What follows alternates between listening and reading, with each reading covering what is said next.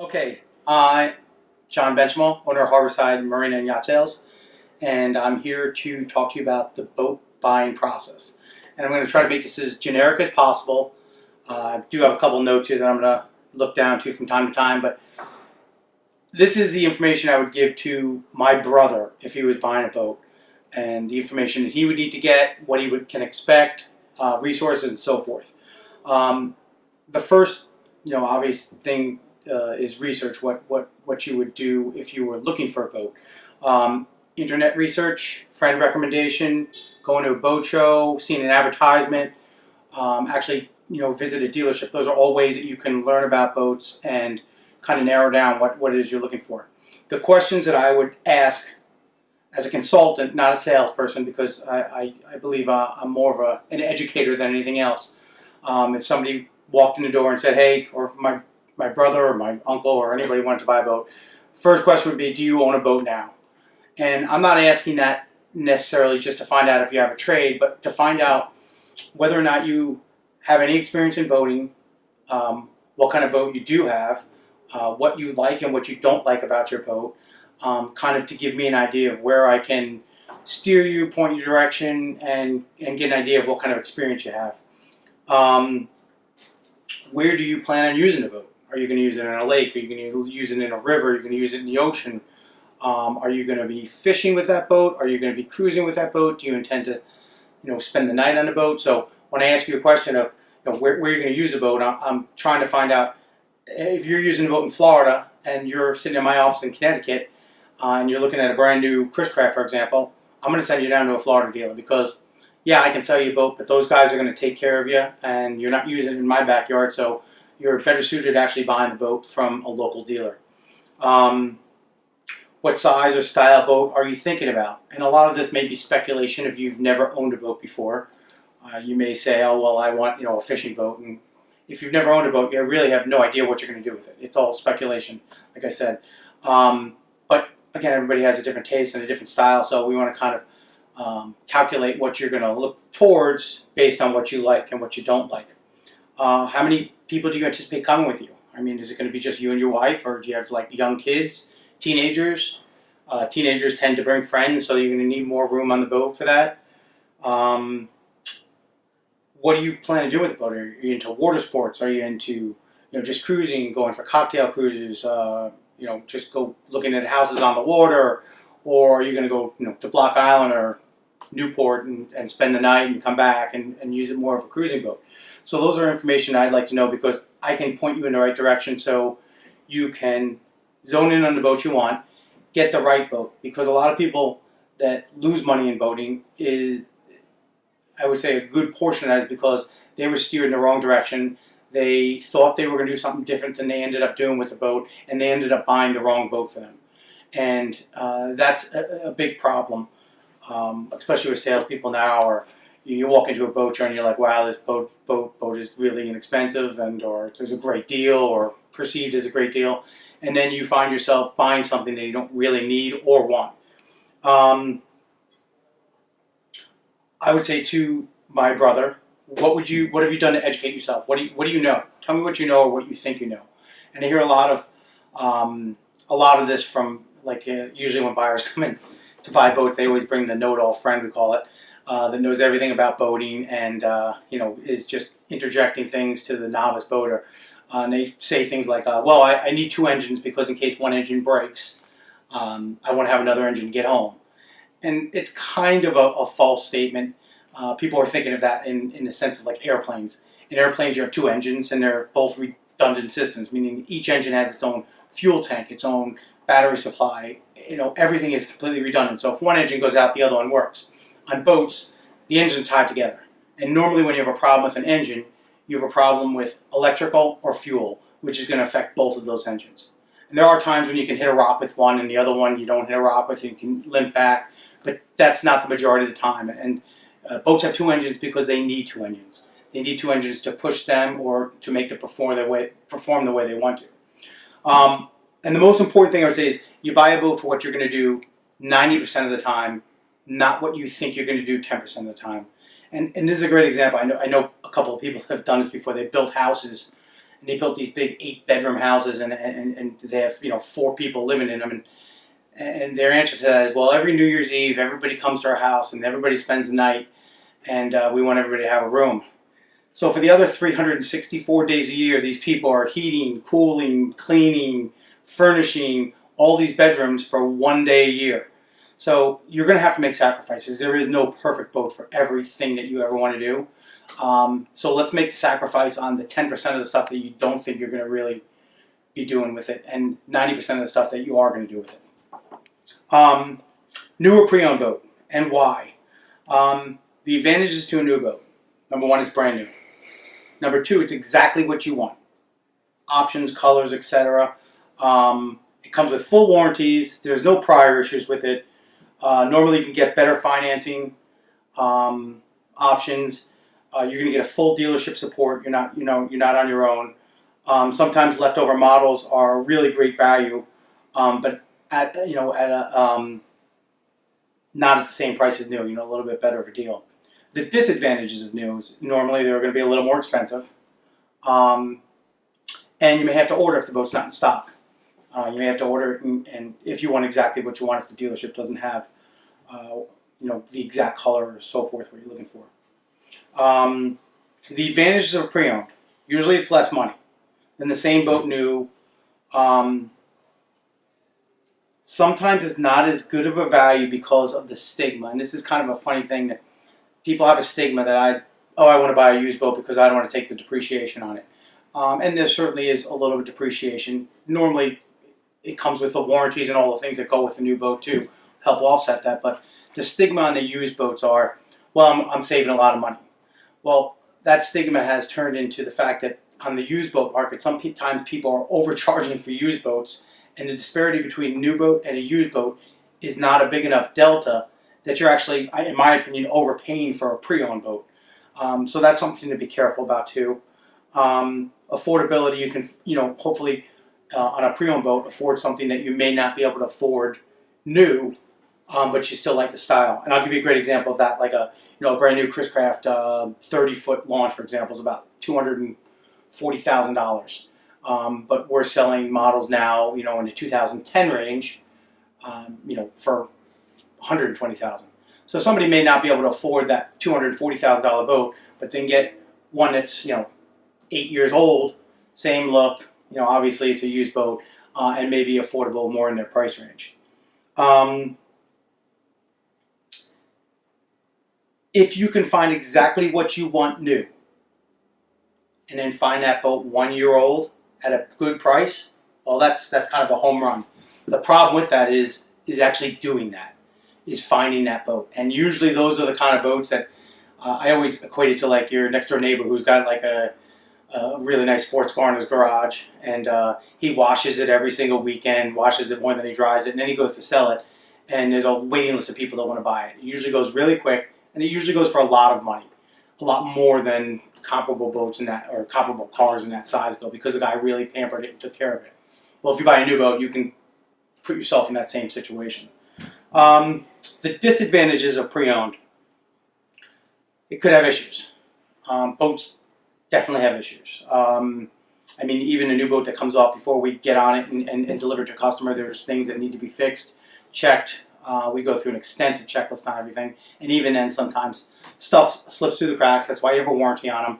Hopefully it's nothing major. Hopefully it's something that the dealership figures out before it gets to the customer. But it's one of the reasons why you buy a boat from us, and we put a couple hours on it. We never would sell you a boat with, if you looked at the hour meter and had 0.5 hours on it, you wouldn't get that boat. We want to put hours on. We want it to break for us. We want the things that could possibly go wrong for us, so it doesn't go wrong for you. Which is different than cars. There's people try to compare boats and cars, and with cars, you buy a car that's got 3 miles on it. You're like, oh, I'm going to have a perfect car. I put every single mile on it. With boats, you definitely want us to go through and put the first couple hours on it and make sure everything's okay for you. Also, what maintenance needs to be done on the boat, what has not been done, and what needs to be done on a used boat. Does it need to be bottom painted? Is the bottom got problems with it? There's a slew of problems that could possibly, pop up on that. How many hours are on the boat and engine? Is there a warranty? Is it extended? Is it transferable? You have to pay for a survey sometimes if you're going to get financing on it, or you're taking a risk not having a survey done. Like I said, sometimes it's not as good a value, and most of the time you may not be getting exactly what you want. You're making some type of compromise on it. So that's something to think about with pre-owned boats. The other thing I would always say is you want to compare apples to apples, and a lot of people don't do this, buyers. They may compare two different boats or two similar boats, but with different options. And I keep going back to Chris Craft because it's my most experience, but I could sell you a Chris Craft that has no teak on it and a Chris Craft that does have teak on it, same exact model, and one may be $25,000 cheaper. Well, that's a teak. That's what the teak costs to put on a boat. Total different value, total different look. On the pre-owned market, the boats with teak sell faster, hold their value better than the ones without. So you want to make sure you're comparing apples to apples on engines, options, accessories, condition of the boat. What's included? What is the dealership including? A Coast Guard kit? Are they putting in a nice Coast Guard kit or a cheap Coast Guard kit? Are they detailing it? Are they refurbishing it? Are they giving you orientation? Are they filling it up with fuel? Some of these boats have 200 gallons of fuel on their boat. Are they you're going to get on the boat and have to have an eighth of a tank of fuel, or is the dealership filling it up?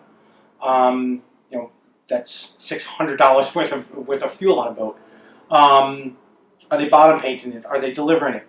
And then this is the most important part, which we're going to get to in a little bit, is are they going to support you after? What kind of support are you going to get? Because I believe buying a boat is only half, 50% of the deal, and I believe the other 50% is who you buy it from. Are you buying it from a company that is going to look after you and service you for the life of that boat? Again, all things to consider for the apples to apples. Best time to buy a boat. For me, if you're going to order a boat, the best time to buy that is in the fall. Every year, January 1, there's a price increase.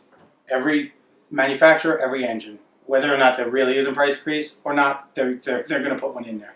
If you order in the fall, you put a small deposit on it, you get your boat on order, you have it be delivered here or delivered to your dealership when there's snow on the ground or it's not the season yet, and they can have everything done for it, so when you're ready to take that boat Memorial Day or before or after, all they have to do is clean it and give it to you.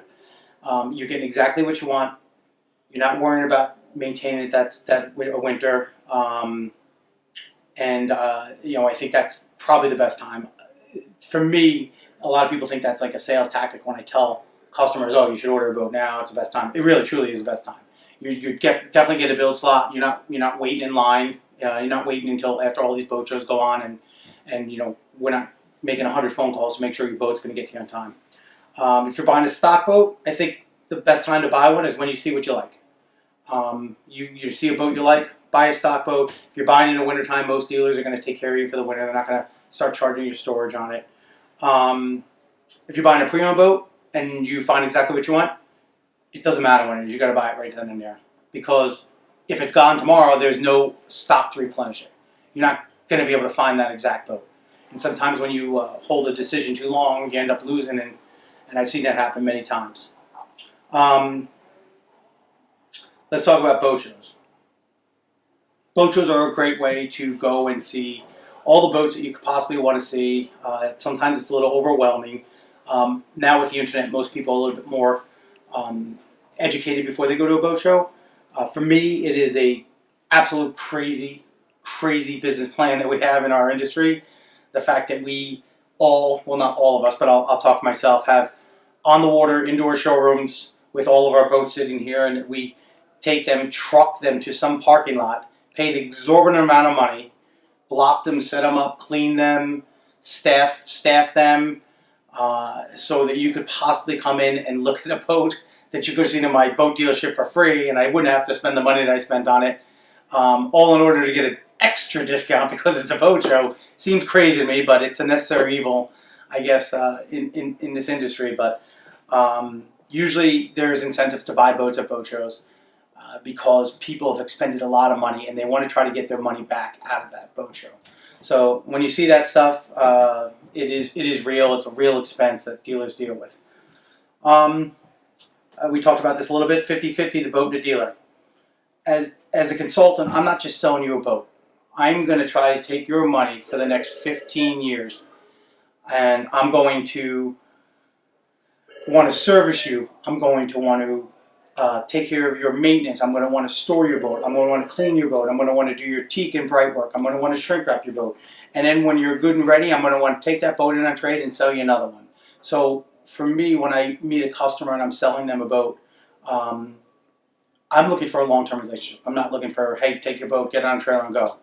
I want something that I can take that customer, I can walk them through the process, and then 5 years from now, whether they're at my marina or not, still stay in touch with them and take care of them, whether they have the same boat or a new boat or so forth. Other things that I think that you need to think about. Oh, now let me just talk about this one more second. The other key to the 50-50 is buying a boat is about not necessarily just the asset, but it's about what you do with that asset. The times you have with your family, the fun you have with your family. In New England, we have a really short season. I mean, our season's really short. With the kids getting out of school and all the events and weddings and sports and so forth you want a dealership that when you call them on July 3rd, they're going to answer their phone, they're going to be happy to answer the phone, and they're going to take care of you. Because if you can't go out July 4th, what's the point of having the boat? You're only using these things so shortly in such a small amount of time in retrospect that you want to be able to enjoy them when you have them. And that's why I say 50% is the boat and 50% is the dealer. All right, let's talk a little bit about some of the, not negatives, but the expenses that go with it. Maintenance. Do you know how much insurance is going to cost for your boat? It's something you have to have, and it's something you need to figure that out. How much is maintenance going to cost on a yearly basis? Fuel, dockage, cleaning, winterization, oil changes, all the things that that you can foresee that goes on with that. How much is dockage? Dock at your house. Are you going to keep it in a marina? Those are things you need to budget for. Are you going to trailer it? Are you going to trailer it and use it at a ramp? Do you have a truck that can tow it? Do you have a place that you can put your trailer? Are you experienced in trailering a boat, or do you need to learn how to do that? I believe that if you keep a boat at a marina or ease of use, you will use it a lot more than if you trailer it. It just takes away all the hassle of doing it, but it is an added expense. Negotiations with the dealer.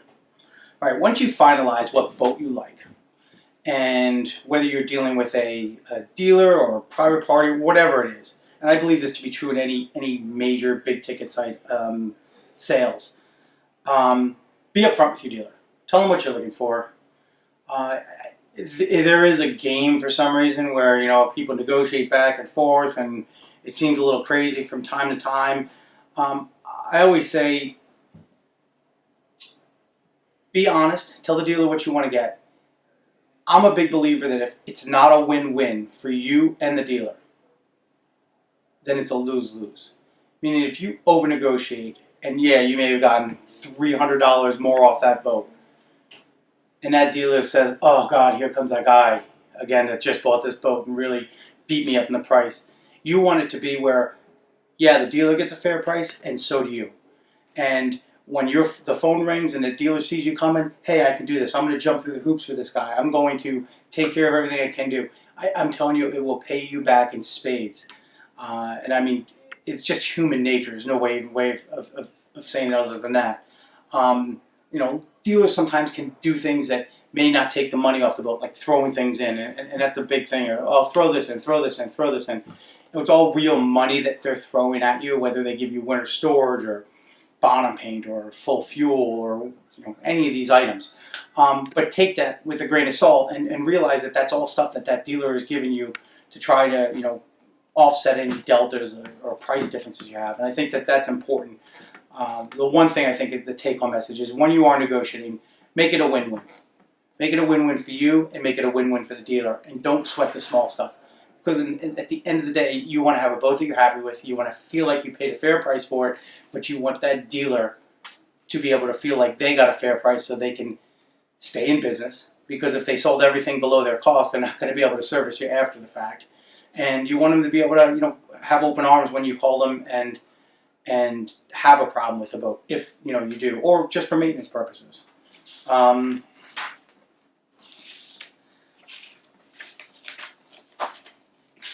trading a boat. Okay, so this is a little bit of a numbers game, and like I said in the first sentence I said, when people say, "Do you have a boat?" Well, that's also a double-edged sword. By asking somebody if I have a boat, I'm going to understand whether or not I'm taking a trade in, and everybody thinks their boat is worth more than it is. Everybody believes their boat is a 10 out of 10. Just understand, when we take a boat in on trade, we have to take that boat, we have to go through it, we have to make sure it's sellable. We're going to usually have to detail it. We usually have to fix anything that's wrong with it. We usually have to put it up for sale. If it sells quick, great. If it doesn't, we have holding costs on that. And we have to pay commissions on it if we sell it. So there has to be some room in there. I can't give somebody, if somebody's boat's worth $90,000 and I give them $90,000 for a trade, well, then I really am selling two boats for the price of one, and I'm not getting any value out of that. So understand how that works, and it is a little bit of a numbers game, but what really matters is how much in your boat is really the number that makes a difference, because your boat is worth what it is. I mean, within a couple $1,000, depending on who's selling it and how they market it and so forth. So just be conscious of that. At the same point in time, let's talk about the MSRP game and discounts. We have this thing in our society called MSRP, Manufacturer Suggested Retail Price, which for some reason in cars and boats and some big ticket items, it's a fake number. Nobody pays MSRP. There's all a discount that goes on to it, and people are like, oh, I want this discount off MSRP, which is crazy to me, because you go to the supermarket and you pay what the price of everything is in there. But we normally discount, so we'll take our MSRP, we put our fair sale price on that boat. Sometimes we get extra rebates, and we're able to relay them over to the customers as well, whether it be warranties and so forth. But just be aware of that MSRP. When somebody says, something costs $100,000 MSRP, but I can sell it to you for $50,000, just know that $100,000 is got to be a real fake number if they had $50,000 worth of fluff in there. You also can make offers on boats, and you can do this with new and used. I know from my standpoint, I don't mind getting an offer. I mean, if it's a lowball offer, I'm just going to counter and say, this is what we can do, and sometimes you come together or not. But if you do make an offer on a boat, just make it a tangible offer. Say, hey, listen, here, I'm interested in paying this much money. Here's my offer, and see what it goes. Offers can be strong or they cannot be strong. For example, if I'm selling an item for $80,000 or $100,000, and somebody says, you know what, I'm going to pay you $90,000. Here's a $10,000 deposit. Here you go. Tell the owner if they want to buy it, I'll buy it. And somebody else may come in and say, it's $100,000. Well, I'll give you 70 grand for it. Here's, tell me if the guy wants it. To me, the $90,000 offer is a way more valid offer. It came with a deposit. The guy seems serious about it. The other guy just, throwing numbers into the wind. So just know how you are perceived when you do make an offer on a boat, whether it be a new boat, used boat, or brokerage boat. Sea trials. Are sea trials important? No, I'm hit or miss on this. Most people use sea trials as a way of, I think, delaying a decision. I think if you really like a boat and you're interested in it, you can buy that boat and make it contingent upon a sea trial. If you really know what to look for. I've never had a problem doing sea trials because the stuff I sell is normally really good running boats, so it usually oversells what I've been doing in the whole sales process. But make a sea trial, make it contingent upon a deal. I would just make my deal first and then make the sea trial contingent upon it. So if you like the way the boat runs, then you can move forward with it. Financing. Simple interest, real easy, no pre-penalty payments. They try to make the payments real low and affordable for you by stretching out the term on it. Normally you can go 180 months, which is 15 years, up to 240 months, which is 20 years. And the banks know that it's an extra, it's not a house or it's not a car, and they're trying to make it affordable for you. Rates are usually real good. I think that financing is a great option, especially if you have money and you want to if you want to try to keep it in a savings account or keep it in a brokerage account. The dealer conveyance fee, that I'm going to tell you, is a real number. For us, it is at least. We charge $399, but the amount of paperwork that goes into what we do, including the registering of the boat, getting the numbers from the sign shop, putting the numbers on, sending in the fees for all that stuff, it's a real number. It's not a fake number. So just be conscious of that when you try to negotiate that out. But like I said, for me, make it a win-win.